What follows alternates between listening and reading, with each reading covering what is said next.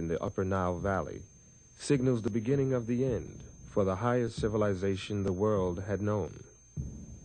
The conquerors, quite literally, changed the complexion of the conquered.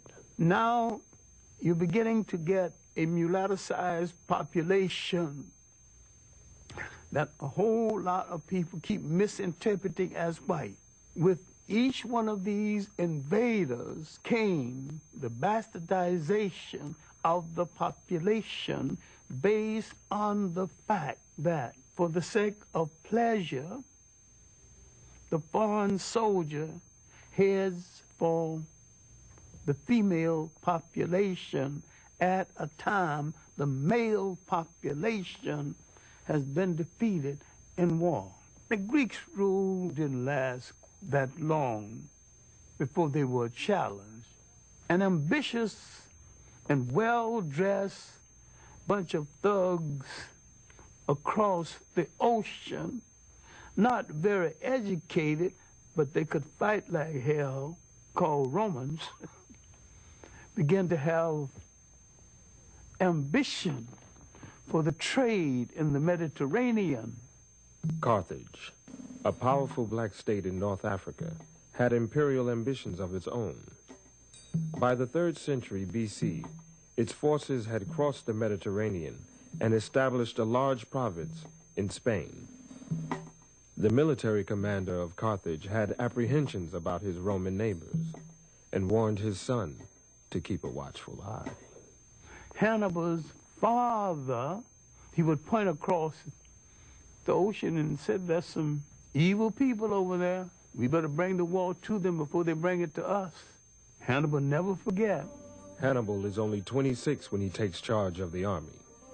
He launches an audacious military adventure, leading his men and their elephants over the Pyrenees Mountains into France, then pointing them across the Alps, boldly, toward Rome itself. Heavy casualties, overextended supply lines, and defection of allies drive Hannibal off the soil of southern Europe. He retreats back home to Carthage.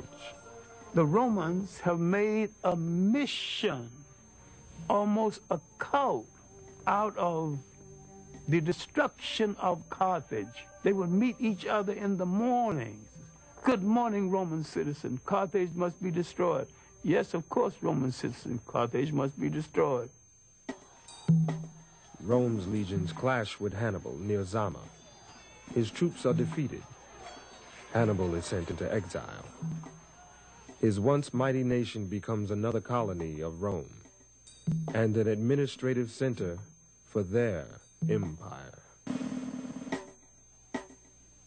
Now, the Roman Empire internally was not very rich. Africa became the breadbasket for the Roman Empire. And except for Africa, the Roman Empire would not have been able to sustain itself. Now, the Roman presence in North Africa is going to force into being one of the great events in human history.